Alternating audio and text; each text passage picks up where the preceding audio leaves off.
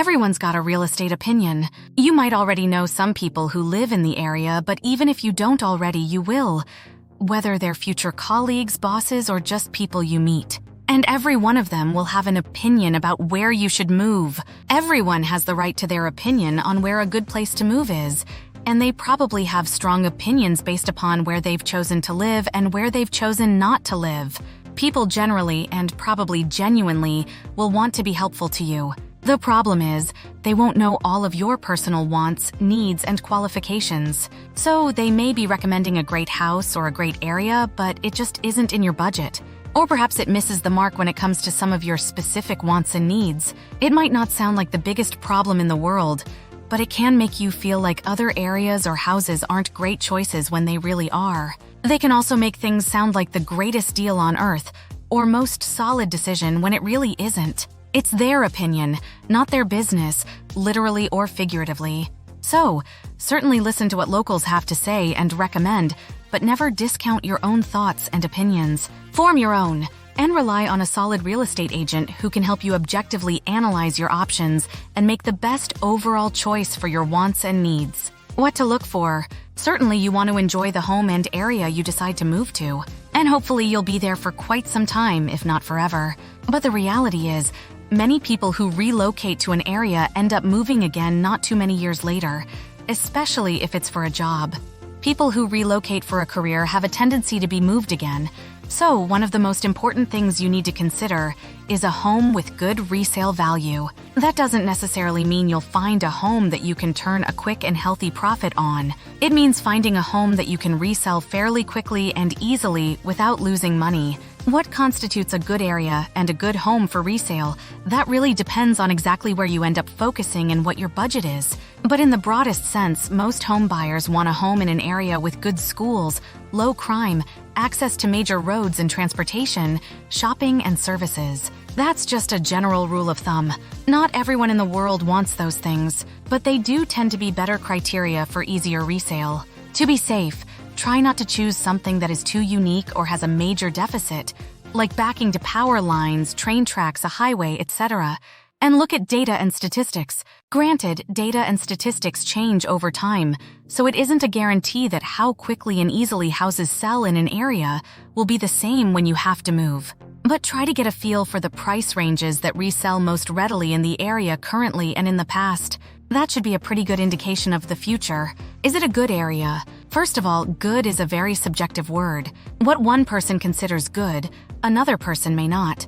On the other hand, what someone considers a bad area is good to others. But let's just say that when most people ask this question when it comes to real estate, they want to know if it's safe, has good schools, and has solid resale value. So, real estate agents often get asked that very question. Is this a good area? And when they do, they can often come across as sounding kind of wishy-washy. It's a straightforward question, so one might think it could be answered with a simple yes or no. It's not that simple. Agents by law aren't allowed to tell you whether an area is good or bad. Doing so can cause them to be fined or lose their license.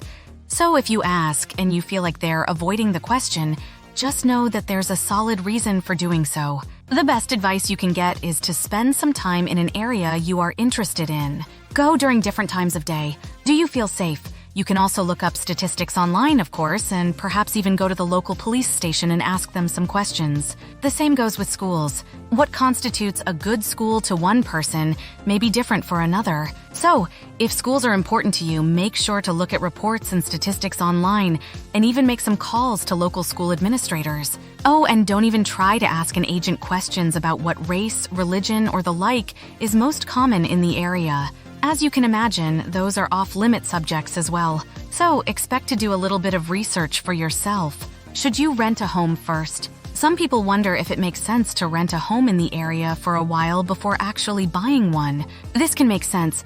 You can get a feel for the area and not feel like you're making a rash, rushed, or wrong decision. However, a lease can tie you down and cause you to miss some good opportunities when a home you want to buy comes on the market, or cost you some money to get out of the lease or pay it off. So if you're going to rent, you might want to consider short-term leases or even a long-stay hotel to keep your options open. If that's something you'd like to consider, feel free to reach out to me and I'll be glad to give you some local options to do so.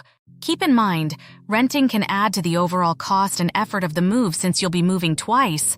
When to start looking for your home? It's hard to say exactly how long it will take you to look for and find the right home. But generally speaking, people who are relocating from a different area are more deliberate and concise in their search for a new home. Someone who lives locally can often drag the process out, looking for a long period of time simply because they are local. But when you have limited time and trips to come to your new area and search for a home, you will likely make the most of that time.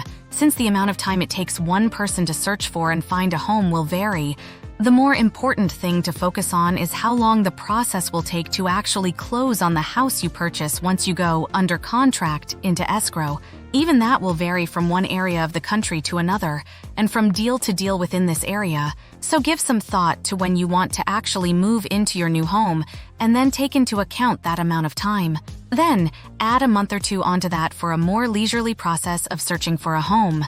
But you can certainly do a thorough search and find a winner in less time than that if you are focused and concise. Getting the best home at the best possible price.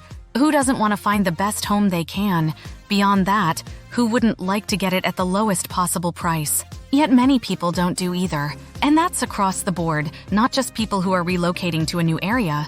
Add into the mix the stress and time crunch of buying a house while worrying about everything else that comes along with relocating to a new area, and it makes it all the less likely to happen. This booklet was created to give you some insights into typical issues and topics that affect people relocating to a new area and buying a home.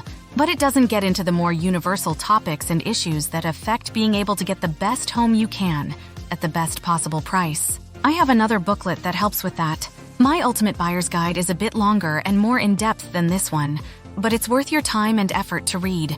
It's free and there's no obligation. All you have to do is let me know you want a copy, and I'll get it right to you. I can send it as a PDF by email and/or a print copy if you'd like. Just send me an email or a text or give me a call. And if I don't hear from you, good luck with your move. But I do hope to hear from you.